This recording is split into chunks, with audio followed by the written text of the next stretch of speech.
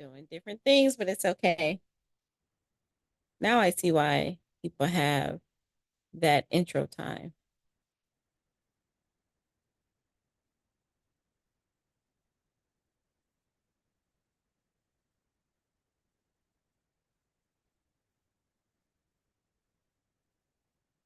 Things, but it's okay. All right. Goodness gracious. All right. Hi, everyone. Welcome. Doing new time, new setting. If you really can't see, roll with me here. All right. So I just want to jump right in. I had to do some errands with my grandmother this morning, and I was on a coaching call right before this, which was really good.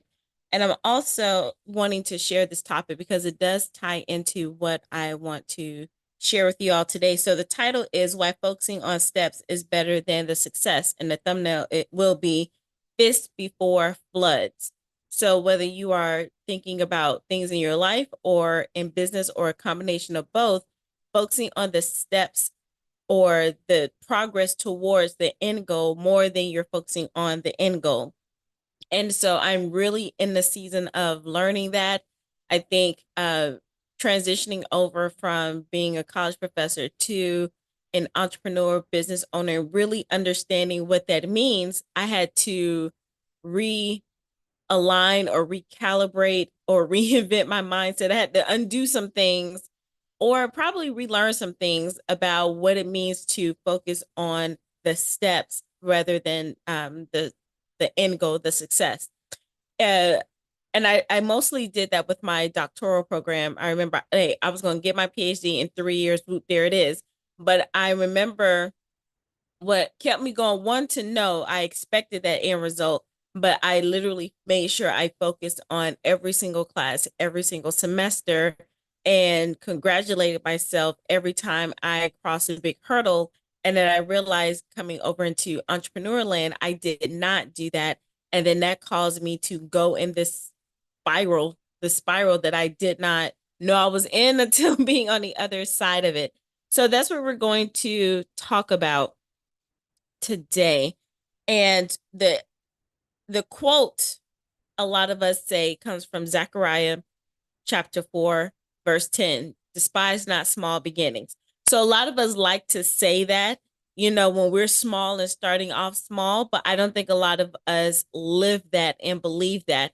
And honestly, it's not just a statement. It's really a question that it says, for who hath despised the day of small beginnings? So it's really a question that a lot of us quote, but it's a question. And so what I'm talking about today, I'm tying in two stories together.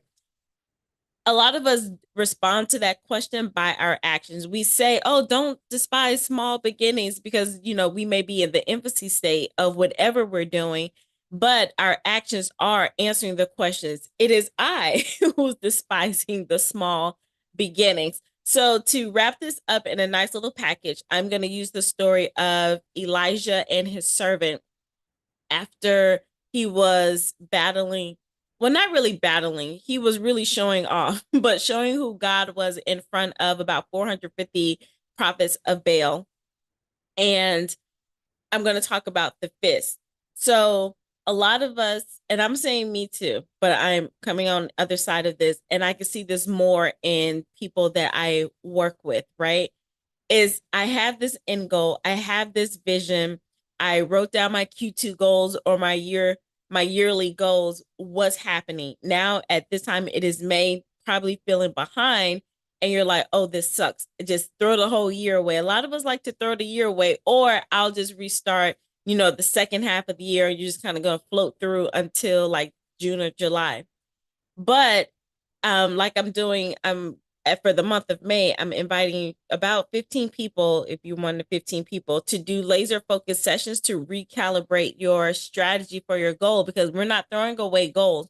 We're going to do some things in the middle. We're going to focus on the steps and the strategies instead of the end result.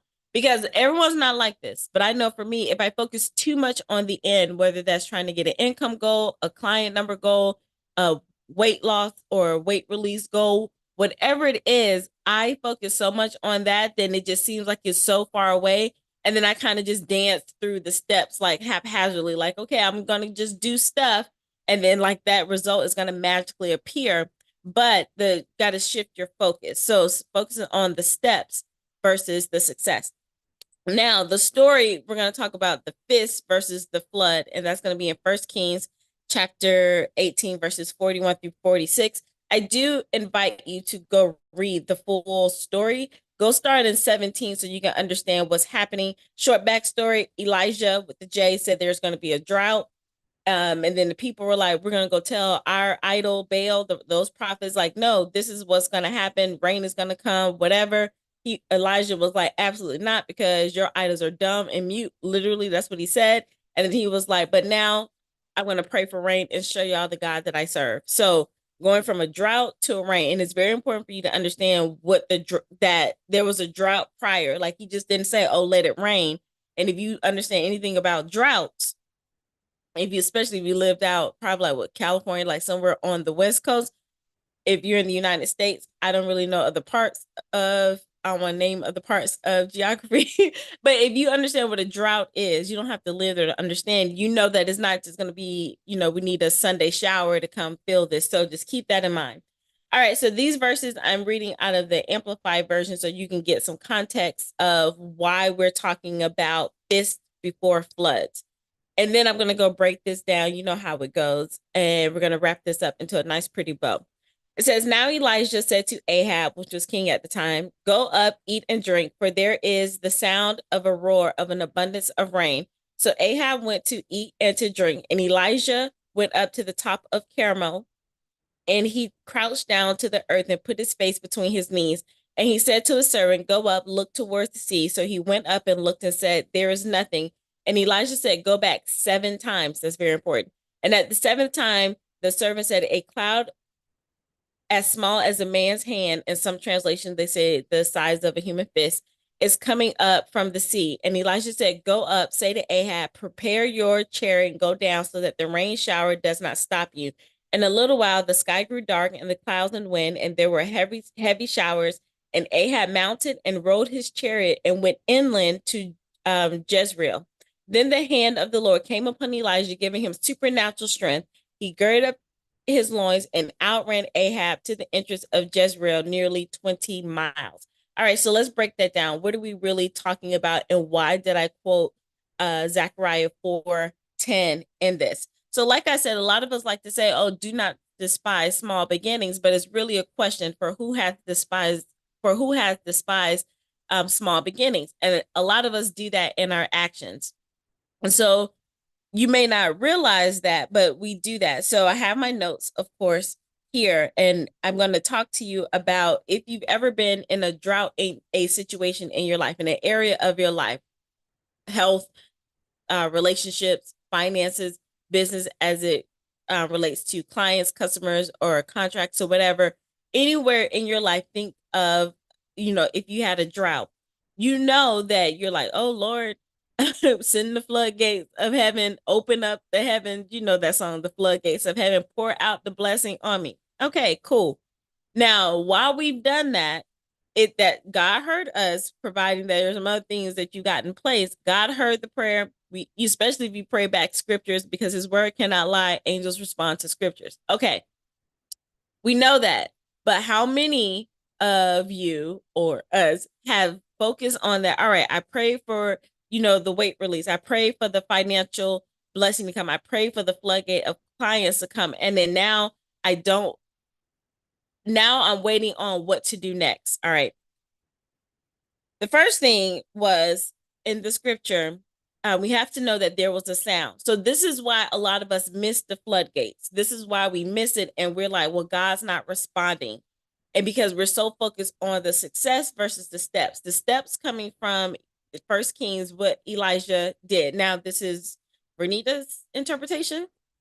So I advise you to read it for yourself, but just go with me on this journey and let me know down in the comments what is standing out to you. Or if you have a different opinion, I would love to hear that as well. So the first point is Elijah heard a sound. Now, mind you, he was the same man that prayed for the drought. Now he's going to show them that I am the same man that can ask God, or really he commanded God to say, hear me and let the rain come down, right? That's a whole nother story for another day. But he's like, okay, rain. I know rain is coming because I prayed to God. Me and God got this bond going on, so rain is gonna happen. But before he expected the rain to come. The first thing, there was a sound. A lot of us do not pay attention to the sound. We're like, where's the floodgate? And the sound comes first. Now, well, I'm just gonna say since in the context of the story, the sound comes first. And what is the sound? The sound could be a video. It could be this live. It could be something that you heard on a podcast, a training, something that a song, whatever that sound is, because you have to now start leading your brain into looking for this evidence, instead of haphazard things haphazardly happening, instead of like, oh, that was a coincidence. No, you have to start training your brain, leading your brain to be intentional.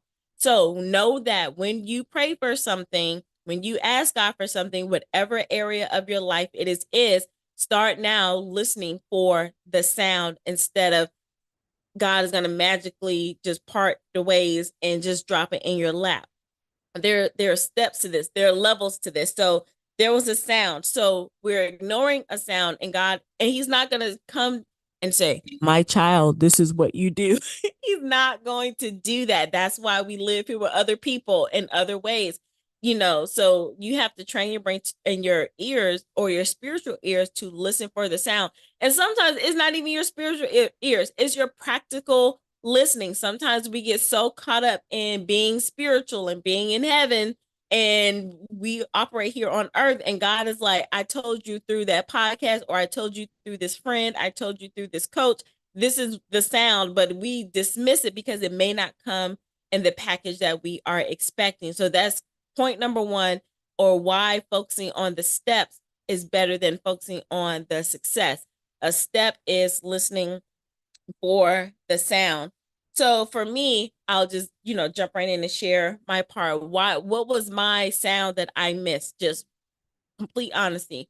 I've been working, I've been talking, well, if you've been listening, about building a multi-million-dollar company that sells water. Water, got that from Bishop Wayne Malcolm. Wisdom advice, and training for exceptional results. And we do that through coaching, consulting, and all of those things, right? And I just finish the leverage and lead your expertise and experiences challenges. I'm going to do it again. And I started this program, and really just shifted into helping people build their own ecosystem, well, create their own ecosystems and build their own economy with a certain set of skill sets, about 6 of them, right? And you becoming the hub.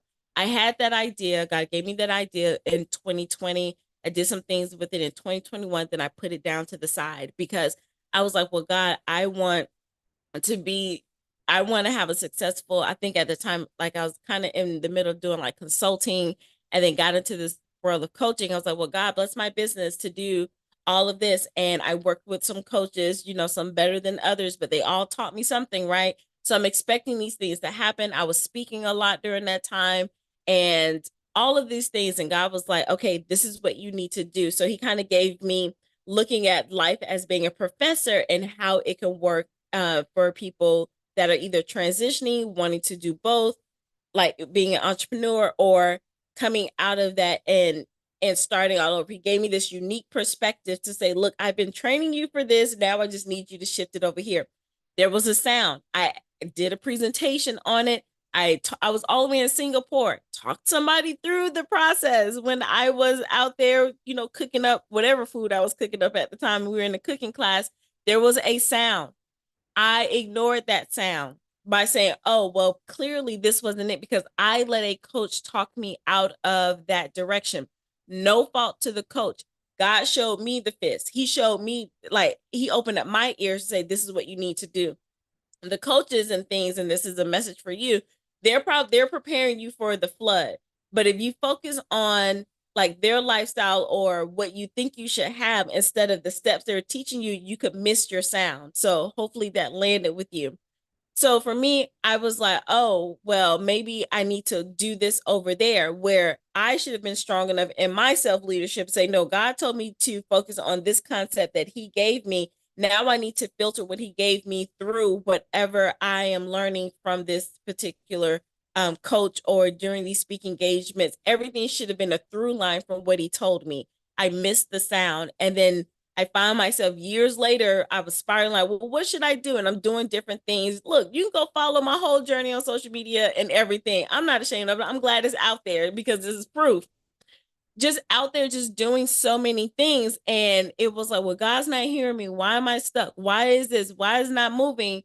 It's because I missed the sound. And when you miss the sound, you'll end up in chaos. So there was something that God has told you to do. You heard something, you've seen something, you're supposed to implement on it. All right. So let's say you're not that person. Let's say, you know, I took the step. I'm not like you, Bernita. I actually took my step. All right. Okay, cool. And in verse 42, after Elijah says that there was a sound, he got into position. Two people got into position. One, he told Ahab to go, and then the other one, he crouched down and started to pray to God. Now, let's say you took the step. Do you, after you take the step, do you stop? Because a lot of us can take that step and then stop. Because he told Ahab to go, and Ahab went, okay, and he kept going till he got to his destination. A lot of us don't. Then, or you could be the other person. Do you take the step and then come back and get into position and say, okay, God, what's the next step? A lot of us don't do that, and then we still end up stuck. So after you hear the sound, you got to get in position to either keep going, because God is not going to tell you every single step. And for me, I was kind of like that. And a lot of us who are traditionally trained in education, a lot of us are like that, because that's how we, you know, got our lessons. You're like, do this, do that. Somebody told us to do this, and we do that. In a way, it serves us well. And in a way, it doesn't, you know, serve us well, because it's almost like we're looking for somebody to guide us every single step of the way. And that's not how it works in entrepreneur land or when you are walking with Christ. Sometimes he's just going to be quiet, because what I said, I just want you to keep doing it. I'm not going to confirm. You need to grow up in your belief, in your faith, to know that I'm going to keep going until God says something. So a lot of us, you know, you do go take a step, check in, and if it's still silent, keep going. Silence doesn't mean you stop. Or if you get to the point and then you'll know it. This is why you have to be in tune. I say with your star player, it's really Holy Spirit. That's why you have to be in tune, because there will be times where say, okay, I need to do a check-in right here. And then you have to get in position and crouch down like Elijah, and then ask God those specific questions. Do those real prayers, not these casual Hail Mary toss-up prayers, right? So that's another way that we despise small beginnings, because we'll stop because we're seeking too much guidance and confirmation, or we start, but then we don't get into position for our next step. So you're like, well, I don't despise small beginnings. Yes, you do, because if you're not doing those things, that's because you're still tied up about, I haven't seen the results that I'm looking for yet. So, and this could be subconsciously, but I'm helping you with your actions. If you're wondering why, you know, you're kind of stuck or you're not moving, is because you subconsciously are despising small beginnings. All right, so verse 43, the servant goes up and he looks for a sign. Elijah tells him to go up, look for a sign. He doesn't go up one time. He doesn't go up 2 times, 3 times, 4 times, 5 times, 6 times. It is the 7th time he goes up and he sees something that's small. How many times do you go look for, okay, I'm going to get that client. I'm doing this event. I am working out on this routine. I am, you know, out here maybe dating or working on my family relationships or trying to write the book, whatever it is, because you prayed, God and showed you. Let's say you heard the sound, you took a step, but now are you going to keep going back to make sure that you go see the next sign? Because God's not going to just leave us out here. There will be signs along the way, mile markers along the way. Sometimes it may be 5 miles in between, but there will be mile markers along the way. How many times do you go and say you see the first sign of something and you're like, okay, I'm going to still go because I know what God said, so I'm going to keep going. A lot of us stop. If you were the servant, and just be honest, all right, I may give you 2 times, but on this 3rd time, I'm going to be like, all right, Elijah, God not hearing, let's try this again. We don't know how many times it would have taken. But we know that a lot of us would probably go 3 times and then stop. Just like I think it was a story in the Bible. I can't remember which prophet, which king, but somebody was they told, I think it was Samuel, told one of the kings to strike the ground however many times, and that's the victory he would have had. And I think he only struck the ground 3 times. And I think the prophet was like, had you done 7, 8, or however many times, not only would you have won the battle, you would have won the war, and you would have continued on winning. A lot of us give up too easily. We don't have the endurance, and we stop. Oh, 3 times, that's enough. 4 times, that's enough. But I think it was J.K. Rowling who wrote the Harry Potter series. I'm just guessing, but I think she submitted that manuscript. Maybe over 30 times or something like that. It wasn't on one hand. I know that much. She kept going. How many of you or how many of us have been in a place where we're going to keep going because we know the end goal? We prayed and asked for it. We're expecting it to happen. So we're just going to keep moving and keep chugging along. The reason why a lot of us don't chug along is because one, your endurance is low, your expectation is low, and you are despising small beginnings because you're like, I've done these videos, I've written all of these books, I've written all these blog posts, I blah blah blah blah blah, whatever it is. But are you willing to keep focusing on the steps and not get frustrated with the steps because you're waiting for the flood? Are you mad at that the flood hasn't happened? And let's say you've done it and you haven't even seen the size of the fist yet. And that's why I'm getting to that point. He went 7 times before he saw the sign of the fist. So there was a sound. You either going to keep going, or then you go and then you get back into position to say, okay, God, this is what I need you to do, or this is what I'm asking you to do. Now God responded, cool. Are you going to keep going until you see a manifestation of something? And the manifestation of something can be so small. So for my example, talking to you about the sound I heard back in 2020, the size of the fist was God showing. I can't remember, did I do the presentation first, or I think I did a presentation about that first. I think I did. I may have it mixed up, but either way, God gave me He gave me two things. There was a sound. I was like, oh, a great idea. Then there was a fist where I went to Singapore and told the man what to do. And I think I did a presentation. I don't know, but either way, those things were aligned up. My job was to say, okay, that was just enough that I need to make sure I keep going, because I was doing things like trying to figure out, put the pieces together.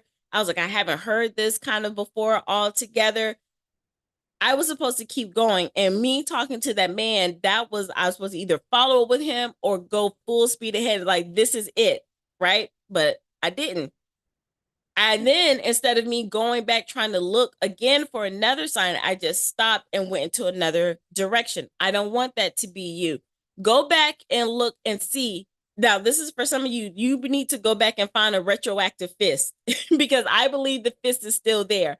Go back, whatever you're trying to work on, whatever you have been working on. If you know that this is the direction God told you to do, go back in your mind and some previous experiences, whatever, and search for the fist. When you find the fist, then go with the fist. Keep going. And then that leads us into the next point of, well, one, let me back up. One, okay, you don't have expectations. You probably don't have endurance, and you probably have belief fatigue. Like, okay, I've been believing for this thing and it hasn't happened yet. We've seen countless of stories in the Bible and in life where people, waited for things to happen. Some of them they just kept faith, and some of them died without seeing the results, but they're going to be honored because they kept that expectation, they kept that faith. And a lot of us in this space, we've gotten too used to things happening so quickly for us, or just enduring a little bit. So like for me, getting my doctorate degree in 3 years, I'm thinking like that's the hardest thing ever. So I'm like, okay, after 3 years, something should give, right? And for some people, 3 years is a long time. For some people, 3 years is not a long time. After I've done that, I'm like, okay, God, I put time in. 3 years is good enough. And he's like, 3 years is nothing. Will you keep going? So you can't measure it that way. You just have to, this is why it's a faith walk. Entrepreneurship is like a faith movement. Being a business owner is a faith movement. You have to operate like that. All right. So going to the next part, this is going to verse 44. When the servant saw the size of the fist, I told you about the fist. Go find your fist.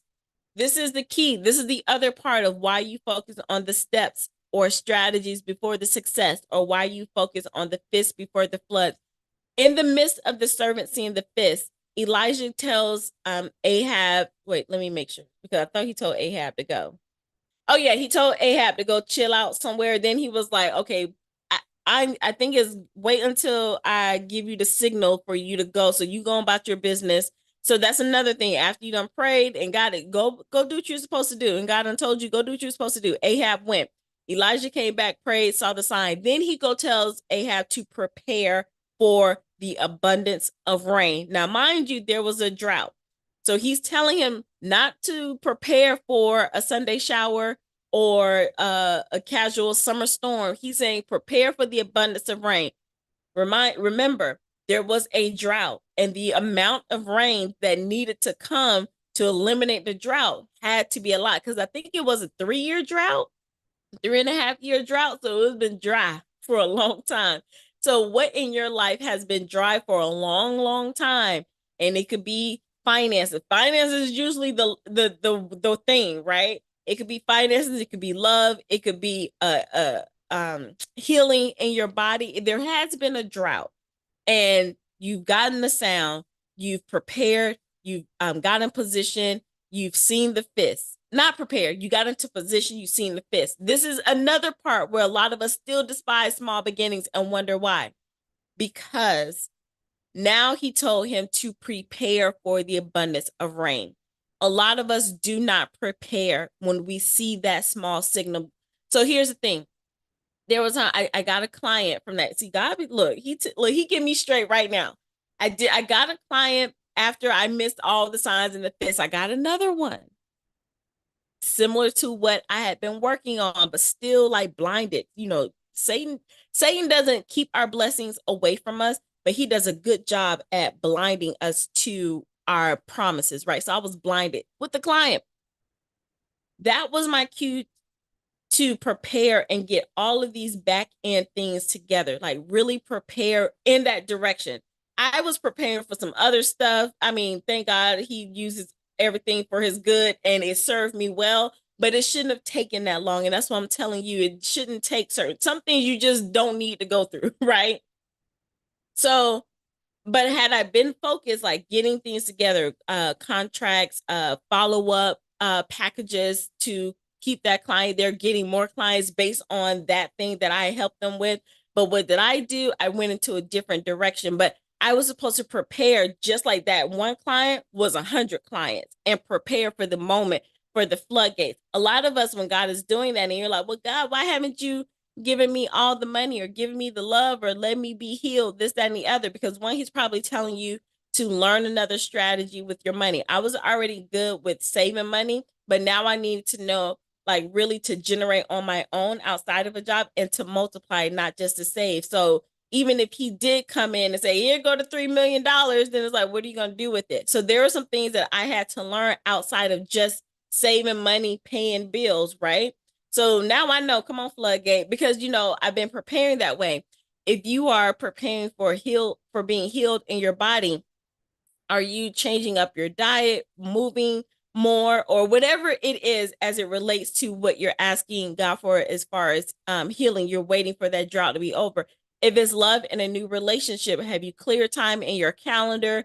Are you making sure that you have your own interests? So when that person comes in and then they have to do their own thing, you're not so clingy, or whatever it is. Entrepreneurship, like another one for me, it's like, well, I have all this time right now to do a lot on my own, but to prepare for where I know now I can really see where I'm going. Are you putting your SOPs in place? Yes. Are you mapping out who you want to hire next, or how you want to now structure this new business before things start coming in?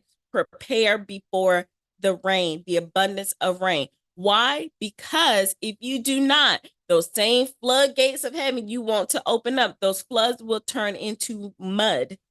A lot of us are in mud. We're in our abundance. God has done his part, because God's going to do what he's going to do. Blessings will come down. the reason why it feels like, oh, the blessings aren't here, because we're in the mud instead of drifting and floating through the floodgates, right? Ahab had prepared. He was in his chariot. He was on his way so that the rain would not slow him down. A lot of us, I believe that we're in our blessing, and our blessing has slowed us down because we have not taken the first steps. I believe God is gracious and merciful enough for us to go back and recalibrate, because I could be wrong, but I don't think he's going to snatch it back. I just don't. I know the Lord gives, I know the Lord taketh away, but I think in certain situations it is down here and we're going to have to figure it out. Does that make sense? So, like, if it's raining and it's a flood, then God is not going to be like, oh, my bad, flood, come back up. You just got to wait out and figure that flood thing out, right? If some things get damaged in the flood, you better figure it out. And I think that's how it's operating. So if you're in a situation, I don't want you to give up. I think if you're still breathing and you're alive, God has given you supernatural scuba gear. That's not in my notes. He's giving you supernatural scuba gear to, wade your way through and come up for air so you can get a new perspective. And I think he's gracious enough and merciful enough to allow you to go back and find the steps that you've missed. Like, grab hold of those branches, like, oh, my bad, God. Yep, you did. You did try to tell me, and start grabbing. And now I think, you can start building a raft under you. Now, you may need support. You may need to invest in a coach or a consultant to help you with that. You probably do, because sometimes you can't see it because you've been so submerged for so long. And it's almost like if you lived in a dark place for so long, your eyes start getting adjusted to it, and you're like, well, what's the problem? I can see just fine. Just because you can see just fine in this dark doesn't mean you're supposed to be operating in darkness, right?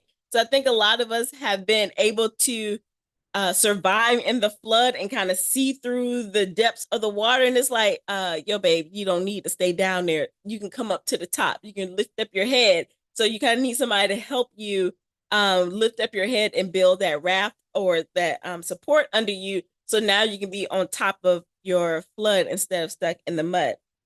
All right. So the last part is to understand, really start looking at your fist. Oh, the part I skipped over is when he said the fist, he saw the fist, the clouds turned, the sky grew dark and the clouds came.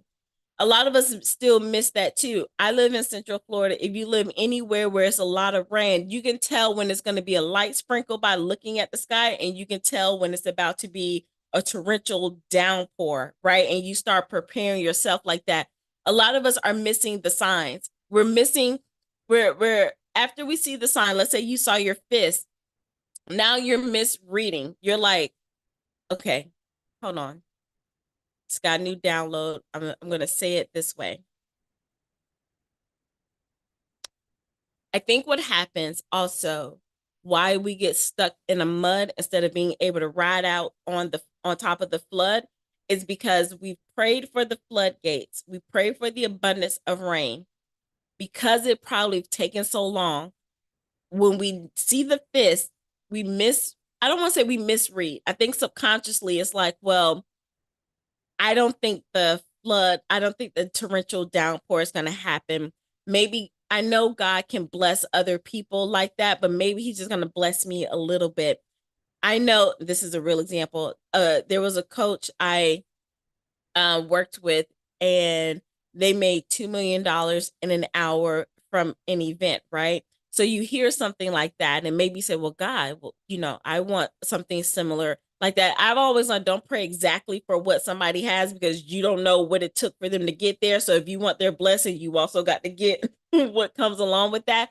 But I think, in a way, God, like, if you want $2 million in an hour, but I don't know. I just learned not to be so specific with something that somebody else has, because I don't want to go through what they had to go through, and vice versa, but something similar. Well, God, you did that for them. Would you do something like for me? Let's say you prayed for that. Then the things are coming, you see the fist, but when you see the fist, now you're like, oh crap.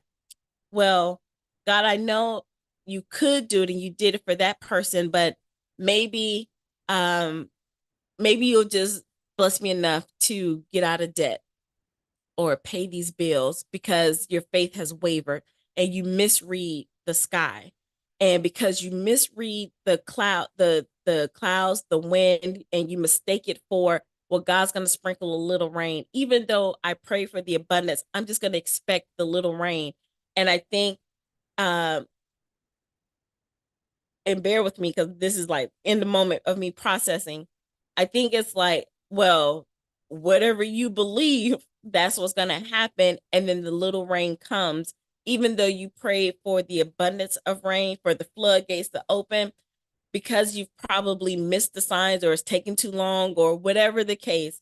Now your lens is changing. Your expectation now has been just enough. And God is not going to force blessings on us.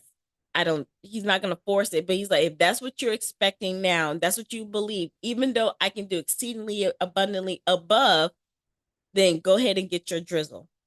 And so there are people who have not experienced their floodgates because now they changed and they are expecting the drizzle. And then I think there are people who have not prepared for the flood and God has blessed them, but they haven't put things in place. So you have to figure out which one have you been. I've been on both. And now I'm like, God, I don't want to be on both of, I want to be right where I'm supposed to be. I want to be like at the end where, yes, Ahab was running, but then God put supernatural speed on Elijah, and Elijah picked up his robe and ran. Now, I think Ahab maybe had a day or half a day head start to go to the next city. Elijah was still in position and praying and looking at the cloud and looking at the sky, and he booked it and he beat Ahab, who was on a chariot and a horse, and he went 20 miles on foot. So supernatural speed. We want to be in a place where we've done all of the steps. We focus on all of the steps, all of the small beginnings, because they all started compounding so that we are prepared for the supernatural abundance. So as the rain was coming, Elijah and King Ahab are already in place. Let me know if that makes sense for you. So you want to be so far ahead of the blessing that you're not drowning in the blessing. Like you get to receive the benefits of the rain without being flooded out. That's where we want to be. I think a lot of us end up being flooded. I think we've gotten to the point, if you've been working at your mindset, and you've been executing, you've been getting back in alignment with God. I think a lot of us are expecting big things from God, right? So we're like, okay, God, I don't just give me just enough. I want more than enough. I know you can do that, but now it's the preparation. We haven't prepared for the blessing, and now we're drowning in it, and now it's like we're trying to gather things to get us back on top so we can float through. So now the other side of that is paying attention to all of those things and being able to be ahead of the blessing. So being ahead of being ahead of the blessing of the rain, so it doesn't overtake us, then we know how to navigate through the blessing that God gives us. I also think it's a good place to be, to where now you know how to stand on top of a blessing so you don't get overwhelmed. Because if you get overwhelmed with rain or a blessing, it's like, God, I don't want to go through this no more. And we miss it. It's like if you're praying to God for a house and he blessed you with a house and you're not prepared for the maintenance, the upkeep, things that can happen, then when you finally come on the other side of that, you could be like, you know what, God, I'm just gonna stay right here. I don't ever want to go through this again with a new build or a bigger house. And even because before you were like, yeah, I'm just gonna get this one. I got plans. This be my starter house or my investment property, and then I'm gonna go to bigger. But then when you're in the blessing and you're not prepared for it, then you stop yourself from going, ahead. And God's like, no, I want you to go to the next property, but you're like, no, God, I'm cool because I barely got out of this situation. And you can insert whatever. All right, let me know what landed for you today. Let me know how you're preparing for your flood. Let me know if you are in a flood and you're like, okay, how do I get out of it? Because you can. I believe you can, especially if you still have physical breath. I believe you can get out of the flood because you've already had the answer to your prayer. Now is being strategic and going back and looking at the steps that you may have missed so you can get back on the path to dry land and be open for the floods to come instead of it turning into mud. All right. So what I'm doing for the month of May, if you're watching this in May, I have opened up my calendar to about 15 people to do laser focused intensive sessions. This is no long coaching program, no coaching package, none of that. It is, you go look on, the information is down below. But we are looking at a deep dive focus on you on a particular problem situation. It could be something that we talked about today, like I want to go in this direction with my business or my life or my book or whatever. I can't see it. Help me to see it, and not just to talk about it, but to come up with a strategy. And the coaching call that I was on earlier, I was like, okay, this could be useful and powerful to help my clients focusing on one page, getting a strategy in place so that now you can focus on the steps instead of the end goal of the success. Because if you focus on the steps, the success will come. It has to come. That's law. It has to work. But we have to make sure that our priorities are right and that we're laser focused and being intentional. And that's what I'm helping people with. I am never doing that offer again. It is going to go away at the end of May, regardless if people sign up for it or not, because I'm shifting in another direction. But in honor of Mother's Month instead of Mother's Day, the whole May, that is what I'm focused on, to help people laser focus, get it in, and so that you're not drowning in Q2 and you can ride out Q2 and probably the rest of the year and so forth and so on. Because once you learn this particular strategy or shift your perspective in this way, you can keep using it over and over again. Okay. So that is what I'm offering. That is down in the link below. And thank you so much for listening and learning with me. And if you like this vibe, go ahead and subscribe so you can be notified, and be sure to like, comment, and share. And I will see you on the other side. And whether you're beginning your day or ending your day, remember to be well, to be empowered, to be bold, and to be brilliant. Until next time, bye.